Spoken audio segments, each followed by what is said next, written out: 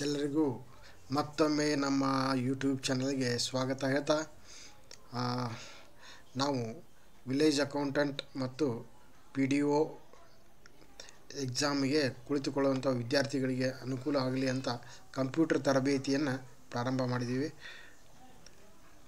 ಇದು ಅವರಿಗಷ್ಟೇ ಅಂತಲ್ಲ, ಶಾಲಾ ವಿದ್ಯಾರ್ಥಿಗಳಿಗೆ, ಕಾಲೇಜ್ ವಿದ್ಯಾರ್ಥಿಗಳಿಗೆ, ಯಾರು ಕಂಪ್ಯೂಟರ್ ಕಲಿಯಬೇಕು ಅಂತ ಆಸಕ್ತಿ ಉಳ್ಳವರಾಗಿದ್ದಾರೆ ಅವರಿಗೆ, ಆಸಕ್ತಿ ಉಳ್ಳವರು ಅನ್ನೋದಕ್ಕಿಂತ ಕಂಪ್ಯೂಟರನ್ನ ಕಲಿಯೋದು ಪ್ರತಿಯೊಬ್ಬರಿಗೂ ಭಾಳಷ್ಟು ಅವಶ್ಯಕತೆ ಇದೆ. ಕಂಪ್ಯೂಟರನ್ನ ಕಲೀಲಿಲ್ಲಪ್ಪ ಅಂತ ಹೇಳಿದ್ರೆ ಈಗಿನ ಪ್ರೆಸೆಂಟ್ ಅನಕ್ಷರಸ್ಥರು ಅಂತ ಕರೀತಾರೆ. ಇನ್ನೊಂದು ಸ್ವಲ್ಪ ದಿವಸ ಬಿಟ್ಟರೆ ಏನಪ್ಪ ಅಂತೇಳಿದ್ರೆ ನಮ್ಮ ಮಕ್ಕಳು ನಮ್ಮನ್ನ ಏನಂತ ಕರೀತಾರೆ, ನಮ್ಮಪ್ಪಾಗೆ ಏನೂ ಬರೋದಿಲ್ಲ, ಅನಕ್ಷರಸ್ಥ, ಅನಪಢದನ ಅಂತ ಹಂಗೆ ಕರೀತಾರೆ. ಅದಕ್ಕಾಗಿ ಕಂಪ್ಯೂಟರ್ ಕಲಿಯೋದು ಭಾಳಷ್ಟು ಅವಶ್ಯಕತೆ ಇದೆ. ಸ್ವಲ್ಪ ದಿವಸದ ಹಿಂದೆ ಹೋದ್ರೆಯಪ್ಪ ಅಂತೇಳಿದ್ರೆ, ನೀವು ಮೊದಲು ಒಂದು 20-25 ವರ್ಷದ ಹಿಂದೆ ಹೋದರೆ ಎಲ್ಲರೂ ಕೃಷಿ ಉದ್ಯೋಗವನ್ನು ಮಾಡ್ತಾಯಿದ್ರು. ಹಾಗಾಗಿ ನಾವು ಅದಕ್ಕೆ ಕೃಷಿ ಯುಗ ಅಂತ ಹೇಳ್ಬೋದು. ನಂತರ ಏನಾಯಿತು, ಅಕ್ಷರವನ್ನು ಕಲಿತ್ರೆ ಹೆಚ್ಚಾಗಿ ಕೆಲಸ ಸಿಗ್ತವೆ ಅಂತ ಎಲ್ಲರೂ ಅಕ್ಷರವನ್ನು ಕಲೀಲಿಕ್ಕೆ ಸ್ಟಾರ್ಟ್ ಮಾಡಿದರು. ಇವನ್ ಸರ್ಕಾರದವರು ರಾತ್ರಿ ಶಾಲೆಯನ್ನು, ಒಂದು ಸೆಕೆಂಡ್ ರೀ, ಹಲೋ, ಹಾಂ, ಬೆಳಗ್ಗೆ ಬರ್ತಾನಂತೆ. ಗಾಡಿ ಇದ್ದಿದ್ರೆ ಇವತ್ತು ಗಾಡಿ ಕೆಟ್ಟಿತ್ತೆ.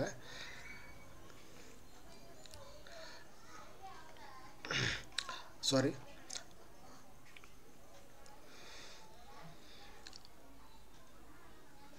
ರಾತ್ರಿ ಶಾಲೆಯನ್ನು ಸ್ಟಾರ್ಟ್ ಮಾಡಿ ಪ್ರತಿಯೊಬ್ಬರು ಕಂಪ್ಯೂಟರ್ನ ಕಲಿಬೇಕು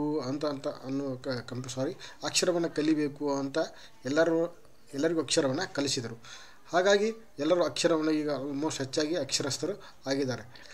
ನೆಕ್ಸ್ಟ್ ಈಗ ಬರುವಂಥ ಮತ್ತು ಈಗ ಅದು ಅಕ್ಷರ ಯುಗ ಆಯಿತು, ಕೃಷಿ ಯುಗ ಆಯಿತು, ಅಕ್ಷರ ಯುಗ ಆಯಿತು, ಕಂಪ್ಯೂಟರ್ ಯುಗ ಬಂತು. ಕಂಪ್ಯೂಟರ್ ಕಲಿತರೆ ಹೆಚ್ಚಾಗಿ ಜಾಬ್ಗಳು ಸಿಗ್ತವೆ ಅನ್ನುವಂಥದ್ದು. ಹೌದು, ಅದು ಖರೆ. ಕಂಪ್ಯೂಟರ್ನ ಕಲ್ತ್ರಿಪ್ಪ ಅಂದ್ರೆ ನಿಮಗೆ ಎಲ್ಲಾದರೂ ಏನಪ್ಪ ಅಂದ್ರೆ ಆ ಕೆಲಸಗಳು ಈಸಿಯಾಗಿ ಸಿಗ್ತವೆ. ಆದರೆ ಕಂಪ್ಯೂಟರ್ನಲ್ಲಿ ಪರಿಣಿತಿ ಹೊಂದಿರಬೇಕು. ಪರಿಣಿತಿಯನ್ನು ನಿಮಗೆ ಸ್ಕಿಲ್ ಅಂತ ಹೇಳ್ತಾರೆ. ಅದನ್ನು ಸ್ಕಿಲ್ ಇದ್ದರೆ ನಿಮಗೆ ಜಾಬ್ ಅಪಾರ್ಚುನಿಟೀಸ್ ಜಾಸ್ತಿ ಸಿಗ್ತವೆ. ಅದು ಎಟ್ ಪ್ರೆಸೆಂಟ್ ಅದು ಹೋಗಿದೆ. ಈಗ ಕಂಪ್ಯೂಟರ್ ಕಲಿತ್ರೆ ಜಾಬ್ ಸಿಗ್ತವೆ ಅನ್ನೋದಕ್ಕಿಂತ ಮಲ್ಟಿ ಸ್ಕಿಲ್ಸ್ ಅಂತ ಬಂದಿದೆ. ಮಲ್ಟಿ ಸ್ಕಿಲ್ಸ್ ಅಂದರೆ ನಿಮಗೆ ಬರೀ ಟೈಪಿಂಗ್ ಮಾಡಿದರೆ ಟೈಪಿಂಗ್ ಮಾಡೋದು ಅಷ್ಟೇ ಅಲ್ಲ, ಅಕೌಂಟಿಂಗ್ ಮಾಡಲಿಕ್ಕೆ ಬರಬೇಕು, ಡಿಸೈನಿಂಗ್ ಮಾಡಲಿಕ್ಕೆ ಬರಬೇಕು. ಈ ಥರ ಮಲ್ಟಿ ಸ್ಕಿಲ್ಸ್ ನಿಮ್ಮ ಕಡೆ ಇದ್ದರೆ ನಿಮಗೆ ಜಾಬ್ ಅಪಾರ್ಚುನಿಟೀಸ್ ಜಾಸ್ತಿ ಸಿಗ್ತವೆ ಅನ್ನೋವಂಥದ್ದು ಬಂದೈತೆ. ಅದು ಹೋಗಿದೆ. ಈಗ ಮಲ್ಟಿ ಸ್ಕಿಲ್ಸ್ ಹೋಗಿದೆ. ಈಗ ಬಹುಕೌಶಲ್ಯ ಅದು ಮಲ್ಟಿ ಸ್ಕಿಲ್ಸ್ ಅಂದರೆ ಬಹುಕೌಶಲ್ಯ ಯುಗ ಅಂತ ಹೇಳ್ಬೋದು. ನೆಕ್ಸ್ಟ್ ಫ್ಯೂಚರ್ ಸ್ಕಿಲ್ಸ್ ಅಂತ ಬಂದಿದೆ. ಫ್ಯೂಚರ್ ಸ್ಕಿಲ್ಸ್ ಅಂದರೆ ಮುಂದೆ ಏನು ಬೇಕೋ, ಮುಂದಿನ ಜನಾಂಗಕ್ಕೆ ಏನು ಬೇಕೋ ಆ ರೀತಿ ನಾವು ಮುಂದೆ ಏನು ಆಗ್ಬೋದು. ಈಗ ಫಾರ್ ಎಕ್ಸಾಂಪಲ್ ಒಂದು ರಸ್ತೆ ಇರುತ್ತೆ, ಹೌದಾ, ರಸ್ತೆ ಇರುತ್ತೆ. ಆ ರಸ್ತೆನ ಅಲ್ಲಿ ಒಂದು 20 ಗಾಡಿಗಳು ಓಡಾಡ್ತಿರ್ತವೆ. ನೆಕ್ಸ್ಟ್ ಒಂದು 1 ಇಯರ್ ಬಿಟ್ಟು 2 ಇಯರ್ ಬಿಟ್ಟು ಅಲ್ಲಿ ಒಂದು 100 ಗಾಡಿ ಓಡಾಡ್ತಾವೋ ಅಥವಾ 200 ಗಾಡಿ ಓಡಾಡ್ತಾವೋ. ಅದಕ್ಕೆ ರಸ್ತೆ ಅಗಲೀಕರಣ ಮಾಡಬೇಕು ಅನ್ನೋದನ್ನು ಫ್ಯೂಚರ್ ಥಿಂಕ್ ಮಾಡಿ ಅದನ್ನು ಡೆವಲಪ್ಮೆಂಟ್ ಮಾಡುವಂಥ ಯುವಕರಿಗೆ ಆಯ್ತು, ಯುವತಿಯರಿಗೆ ಆಯ್ತು, ಅಂಥ ವಿದ್ಯಾರ್ಥಿಗಳಿಗೆ ಆಯ್ತು, ಅವ್ರಿಗೆ ಫ್ಯೂಚರ್ ಸ್ಕಿಲ್ಸ್ ಇದ್ದರೆ ಅವ್ರಿಗೆ ಜಾಬ್ ಅಪಾರ್ಚುನಿಟೀಸ್ ಜಾಸ್ತಿ ಇದ್ದಾವೆ. ಅದಕ್ಕಾಗಿ ಈಗ ಕಾಂಪಿಟೇಷನ್ ಬಹಳ ಇದೆ, ಉದ್ಯೋಗಗಳು ಭಾಳ ಇದ್ದಾವೆ. ಕೆಲಸ ಮಾಡೋರಿಗೆ ಉದ್ಯೋಗಗಳು ಏನು ಕಡಿಮೆ ಇಲ್ಲ. ಆದರೆ ಸ್ಕಿಲ್ಸ್ ಇರಬೇಕು. ಸ್ಕಿಲ್ಸ್ ಇದ್ದರೆ ನಿಮಗೆ ಯಾವುದೇ ಕೆಲಸ ಸಿಕ್ಕೇ ಸಿಗುತ್ತೆ. ಓಕೆ, ನೆಕ್ಸ್ಟ್ ಈಗ ಮೆಮರಿ ಮೆಜರ್ಮೆಂಟ್ ಸಿಸ್ಟಮ್ ಬಗ್ಗೆ ಮಾತಾಡೋಣ. 0 ಮತ್ತು 1 ಅದಕ್ಕೆ ಬಿಟ್ಸ್ ಅಂತ ಕರಿತೀವಿ. 1 ಅಥವಾ 0 ಅಥವಾ 1ಕ್ಕೆ ನಾವು ಬಿಟ್ಸ್ ಅಂತ ಕರಿತೀವಿ. 4 ಬಿಟ್ಸ್ ಅಂದರೆ 1 ನಿಬಲ್ ಅಂತ ಕರಿತೀವಿ. ಇದನ್ನು ನಿಮ್ಮ ಎಕ್ಸಾಮ್ನಲ್ಲಿ ಕೇಳ್ಬೋದು. 4 ಬಿಟ್ಸ್ ಅಂದರೆ ಡ್ಯಾಶ್ ನಿಬಲ್, ಡ್ಯಾಶ್ ಅಂತ. 4 ಬಿಟ್ಸ್ ಅಂದರೆ 1 ನಿಬಲ್. 8 ಬಿಟ್ಸ್ ಅಂದರೆ ಏನು ರೀ, ಡ್ಯಾಶ್ 1 ಬೈಟ್. 1024 ಬೈಟ್ಸ್ ಅಂದರೆ 1 ಕಿಲೋ ಬೈಟ್, 1 KB. ಇದು 1 ಕಿಲೋಬೈಟ್ ಅಂದರೆ 1 KB ಅಂತ ಹೇಳ್ತೀವಿ. 1024 ಬೈಟ್ಸ್ ಅಂತ. 1024 ಕಿಲೋಬೈಟ್ಸ್ ಅಂದರೆ 1 ಮೆಗಾಬೈಟ್ 1 MB. 1024 MB ಅಂದರೆ 1 ಗೀಗಾಬೈಟ್ 1 GB. 1024 GB ಅಂದರೆ 1 ಟೆರಾಬೈಟ್. 1024 TB ಅಂದರೆ 1 ಪೆಟಾಬೈಟ್. ಈ ಥರ ಪೆಟಾ ಆದಮೇಲೆ ಜೆಟಾಬೈಟ್ ಬರುತ್ತೆ. ಆದರೆ ನಿಮ್ಗೆ ಅಟ್ ಪ್ರೆಸೆಂಟ್ ಇಲ್ಲಿ ಮಟ್ಟ ಗೊತ್ತಿದ್ರೆ ಸಾಕು. 1024 GB ಅಂದರೆ 1 TB ಟೆರಾಬೈಟ್ ಅಂತ ಕರೀತಾರೆ. Okay,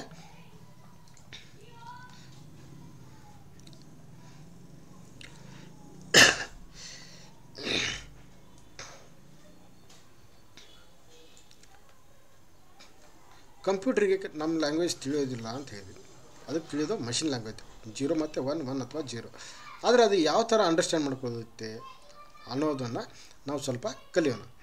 computer understands or converts high level language to machine language using numbering system. Numbering system ನೀವೆಲ್ಲ ಸ್ಕೂಲ್ನಲ್ಲಿ ಕಲ್ತಿದ್ದೀರ ಹೌದಾ?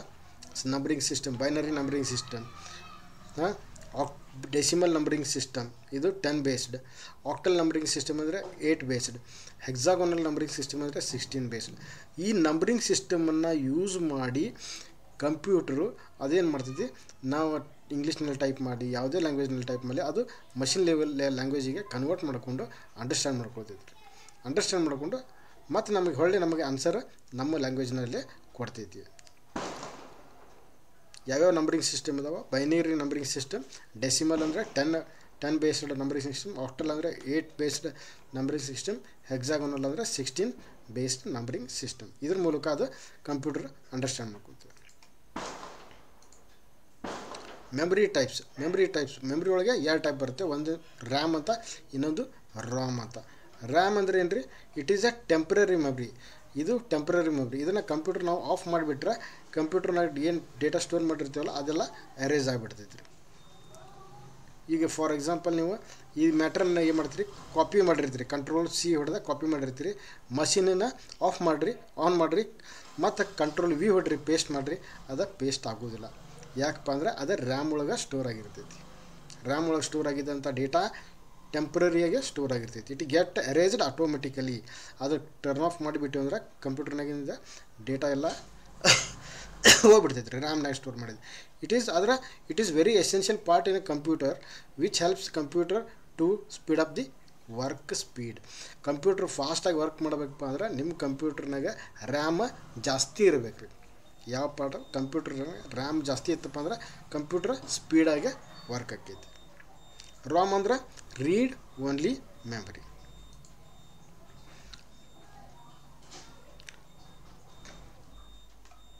ನೀವು ರ್ಯಾಮ್ ಅಂತೇಳಿ ಆಗ ಮಾತಾಡಿದ್ದೀವಿ ನಾವು, ಹೌದಾ? ರ್ಯಾಮ್ ಅಂದ್ರೆ ನೀವು ನಿಮ್ಮ ಕಂಪ್ಯೂಟರ್ನಾಗ ಮದರ್ ಬೋರ್ಡ್ ಅಂತ ಒಂದು ಮದರ್ ಬೋರ್ಡ್ ಇರುತ್ತೆ. ಆ ಮದರ್ ಬೋರ್ಡ್ನಾಗ ರ್ಯಾಮನ್ನು ಇನ್ಸರ್ಟ್ ಮಾಡ್ತಾರೆ. ಆ ರ್ಯಾಮ್ ಇನ್ಸರ್ಟ್ ಮಾಡುವಂಥ ಒಂದು ಸ್ಲಾಟ್ ಏನಿರುತ್ತೆ, ಜಾಗ ಏನಿರುತ್ತೆ, ಆ ಜಾಗದ ಮೇಲೆ ಅದು ನಮಗೆ ಡಿಪೆಂಡ್ ಆಗಿರುತ್ತೆ. ಎಷ್ಟು ನಾವು ಅದಕ್ಕೆ ಕೆಪ್ಯಾಸಿಟಿನ ನಾವು ರ್ಯಾಮ್ ಜಾಸ್ತಿ ಮಾಡ್ಬೇಕಂತಂತೇಳಿ ಹಳೆಯ ಕಂಪ್ಯೂಟರ್ಗೆ ಜಾಸ್ತಿ 1 GB 16 GB ಮಾಡ್ಬೇಕಂತಿದ್ರೆ ಮಾಡಲಿಕ್ಕೆ ಸಾಧ್ಯ ಇಲ್ಲ. ಅದು ಮದರ್ ಬೋರ್ಡ್ ಮೇಲೆ ಡಿಪೆಂಡ್ ಆಗಿರುತ್ತೆ. ಹಳೆ ಮದರ್ ಬೋರ್ಡ್ ಇದ್ದಪ್ಪ ಅಂತಂದ್ರೆ ಅದಕ್ಕೆ ಯಾವ ರ್ಯಾಮ್ ಸಪೋರ್ಟ್ ಆಗುತ್ತೆ ಅಂತಿದ್ರೆ EDO ರ್ಯಾಮ್ ಅಂತ ಕರಿತೀವಿ, ಎಕ್ಸ್ಟೆಂಡೆಡ್ ಡೇಟಾ ಔಟ್ ಅಂತ. ಅವು ಯಾವ ಕಂಪ್ಯೂಟರ್ ಅಂದರೆ 80386, 80486, Pentium 1 ಇವು ಇದ್ದಪ್ಪ ಅಂದರೆ EDO ರ್ಯಾಮ್ ಕಂಪ್ಯೂಟರ್ನ ಆ ಮದರ್ ಬೋರ್ಡಿಗೆ EDO ರ್ಯಾಮ್ ಸಪೋರ್ಟ್ ಆಕೈತೆ ರೀ. ಅದಕ್ಕೆ ಕೆಪ್ಯಾಸಿಟಿ, ರ್ಯಾಮದ ಕೆಪ್ಯಾಸಿಟಿ ಎಷ್ಟು ಹಾಕ್ಬೋದು? 1 MB, 2 MB, 4 MB, 8 MB. ಈಗ ಫಾರ್ ಎಕ್ಸಾಂಪಲ್ 2 ಸ್ಲಾಟ್ ಅದಾವ ಅಂತ ತಿಳ್ಕೊರಿ. ಇದೊಂದು ಸ್ಲಾಟ್, ಆಮೇಲೆ ಇದೊಂದು ಸ್ಲಾಟ್ ಅಂದ್ರೆ ಒಂದು ಜಾಗ ರೀ. ಒಂದು ಚೇರ್ ಅಂತ ತಿಳ್ಕೊರಿ, ಒಂದು ಚೇರ್, ಇನ್ನೊಂದು ಚೇರ್, 2 ಚೇರ್ ಅದಾವ ಅಂತಿದ್ರೆ ಈಗ 8 GB ಎಷ್ಟು 16 GB ಮ್ಯಾಕ್ಸಿಮಮ್ ಹಾಕ್ಕೋಬೋದು. ಅಕಸ್ಮಾತ್ ನಮ್ಮ ಕಡೆ 4 GB ರ್ಯಾಮ್ ಇದ್ದು ಅಂದ್ರೆ 4 GB 8 GB ಹಾಕ್ಕೋಬೋದು. ಇಲ್ಲ 4 MB ಮತ್ತು GB ಅಲ್ಲ 4 MB ಮತ್ತು 8 MB ಅಂದರೆ 12 MB ಹಾಕ್ಕೋಬೋದು. ಈ ಥರ ನಾವು EDO ರ್ಯಾಮ್ ಇದ್ದರೆ ಹಾಕೋಬೋದು. ನೆಕ್ಸ್ಟ್ ಬಂದಿದ್ದು SD ರ್ಯಾಮ್ ಅಂತ, ಸಿನ್ಕ್ರೋನಸ್ ಡೈನಾಮಿಕ್ ರ್ಯಾಂಡಮ್ ಆಕ್ಸೆಸ್ ಮೆಮರಿ ಅಂತ. 32 MB, 64 MB, 128 MB. ಇದ್ರೊಳಗೆ ಸ್ಟಾರ್ಟ್ ಆಗಿದ್ದು 32 MB ಇಂದ ರೀ. ಆಮೇಲೆ 64 MB, 128 MB, 256 MB, 512 MB ಬಂದು.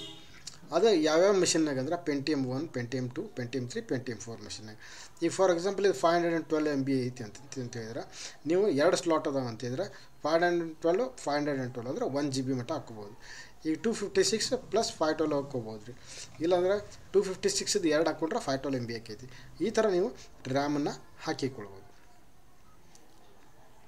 ಅಂದರೆ ನಿಮ್ಮ ಕಂಪ್ಯೂಟ್ರ್ ಪೆಂಟಿಯಮ್ 4 ಇತ್ತಪ್ಪ ಅಂದ್ರೆ ಮ್ಯಾಕ್ಸಿಮಮ್ 1 GB ಮಾತ್ರ ಹಾಕ್ಕೋಬೋದು. ಪೆಂಟಿಯಮ್ 4 ಇದ್ರೆ ಅಂದರೆ SD ರ್ಯಾಮ್ ಇದ್ದರೆ ನಿಮ್ಮ ಸಪೋರ್ಟ್ ನಿಮ್ಮ ಮದರ್ ಬೋರ್ಡಿಗೆ SD ರ್ಯಾಮ್ ಸಪೋರ್ಟ್ ಆಗಿತ್ತಪ್ಪ ಅಂದ್ರೆ 1 GB ಮಾತ್ರ ಹಾಕ್ಕೋಬೋದು. ನೆಕ್ಸ್ಟ್ DDR1 ಅಂತ ಬಂತು, ಡಬಲ್ ಡೇಟಾ ರೇಟ್ ಅಂತೇಳಿ. ಅದರೊಳಗೆ 128 MB, 256 MB, 512 MB, 1 GB, 2 GB ಬಂತು ರೀ. ಅದರೊಳಗೆ ಯಾವ್ಯಾವ ಮಿಷನಿಗೆ ಬರ್ತಿತ್ತಪ್ಪ ಅಂತಂದ್ರೆ Pentium 4, Pentium 4 dual core two duo. ಈ ಮಷಿನಿಗೆ ಏನಪ್ಪ ಅಂದ್ರೆ ಯಾವ್ದು ಬರ್ತೈತಿ ರೀ, DDR1 ರ್ಯಾಮ ಸಪೋರ್ಟ್ ಆಕೈತಿ. ಈಗ ಫಾರ್ ಎಕ್ಸಾಂಪಲ್ ನಿಮ್ದು 2 GB 2 ಸ್ಲಾಟ್ ಹಾಕ್ಕೊಂಡ್ರೆ 4 GB ರ್ಯಾಮನ್ನು ಹಾಕ್ಕೋಬೋದು. ಇದು ಯಾವುದೋ ಕೋರ್ ಟು ಡ್ಯೂ ಮಷಿನ್ ಅಥವಾ ಡ್ಯೂಯಲ್ ಕೋರ್ ಮಷಿನ್ ಇದ್ರೆ. ನೆಕ್ಸ್ಟ್ DDR2 ಅಂತ ಬಂತು, ಅದಕ್ಕೆ 512 MB, 1 GB, 2 GB ಈ ಥರ ಬಂತು. ಈ ಥರ ಇದ್ರೆ Pentium 4 machine dual core two duo ಮಷಿನಿಗೆ ಬರ್ತೈತಿ. ಈ 2 GB + 2 GB 4 GB ಹಾಕ್ಕೋಬೋದು. DDR3 ರ್ಯಾಮ್ ಸಪೋರ್ಟ್ ಇತ್ತಪ್ಪ ಅಂದ್ರೆ 1 GB, 2 GB, 4 GB. ಇಲ್ಲೇ 4 GB ಅಂದರೆ 4 GB + 4 GB ಅಂದರೆ 8 GB ಮಟ್ಟ ನಾವು ಹಾಕ್ಕೋಬೋದು. ಇಲ್ಲ dual core machine core i3, core i5 ಮಷಿನಿಗೆ DDR3 ರ್ಯಾಮ್ ಸಪೋರ್ಟ್ ಆಕೈತಿ. ಇದು ಪಿಕ್ಚರ್ ಇದೆ ನಿಮಗೆ DDR1, DDR2, DDR3 ರ್ಯಾಮ್. ಈ ರ್ಯಾಮ್ ಇದಕ್ಕೆ ನಾವು ಗ್ರೀನ್ ಕಲರ್ ಮದರ್ ಬೋರ್ಡು ನೀವು CPU ಓಪನ್ ಮಾಡಿದ್ರಿಪ್ಪ ಅಂದ್ರೆ ಈ ಥರ ಒಂದು ಗ್ರೀನ್ ಪಟ್ಟಿ ಇರುತ್ತೆ, ಒಂದು ಪ್ಲೇಟ್ ಇರುತ್ತೆ, ಅದಕ್ಕೆ ನಾವು ರ್ಯಾಮ್ ಅಂತ ಕರಿತೀವಿ.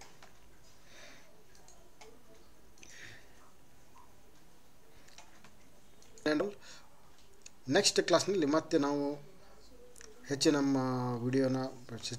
ಮುಂದಿನ ಕ್ಲಾಸನ್ನು ಮಾಡೋಣ. ವೀಕ್ಷಣೆ ಮಾಡಿದಂಥ ಎಲ್ಲ ವೀಕ್ಷಕ ಬಾಂಧವರಿಗೆ ಧನ್ಯವಾದಗಳನ್ನ ಹೇಳ್ತಾ ವಿಡಿಯೋನ ಮುಗಿಸ್ತಾ ಇದ್ದೀವಿ.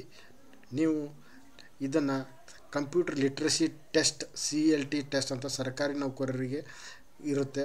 ನಿಮ್ಮ ಅಕ್ಕ, ಅಣ್ಣ, ತಮ್ಮ, ರಿಲೇಟಿವ್ಸ್ ಯಾರಾದರೂ ಕಂಪ್ಯೂಟರ್ ಲಿಟ್ರಸಿ ಟೆಸ್ಟ್ ಸರ್ಕಾರಿ ನೌಕರಿ ಮಾಡ್ತಾಯಿದ್ರೆ ಅಥವಾ ಟೀಚರ್ ಆಗಿದ್ದರೆ ಅವರಿಗೆ ಕಂಪ್ಯೂಟರ್ ಲಿಟ್ರಸಿ ಟೆಸ್ಟ್ ಕಂಪಲ್ಸರಿ ಆಗಿರುತ್ತೆ. ಅವರಿಗೆ ಇದು ಒಂದು ತರಬೇತಿ ಬಹಳ ಅನುಕೂಲಕರ ಆಗುತ್ತದೆ. ಅದಕ್ಕಾಗಿ ಇದನ್ನು ನಿಮಗೆ ಅದನ್ನು ಶೇರ್ ಮಾಡಿ ಅಂತ ಕೇಳ್ತಾ ಈ ವಿಡಿಯೋನ ಮುಗಿಸ್ತಾ ಇದ್ದೀವಿ. ನೀವು ನಮ್ಮ ಚಾನಲ್ಗೆ ಹೊಸದಾಗಿದ್ದರೆ ಸಬ್ಸ್ಕ್ರೈಬ್ ಬಟನನ್ನು ಪ್ರೆಸ್ ಮಾಡಿ, ಬೆಲ್ ಐಕಾನನ್ನು ಪ್ರೆಸ್ ಮಾಡಿ ಅಂತ ಕೇಳ್ತಾ ಈ ವಿಡಿಯೋನ ಮುಗಿಸ್ತಾ ಇದ್ದೀವಿ. Thank you one and all.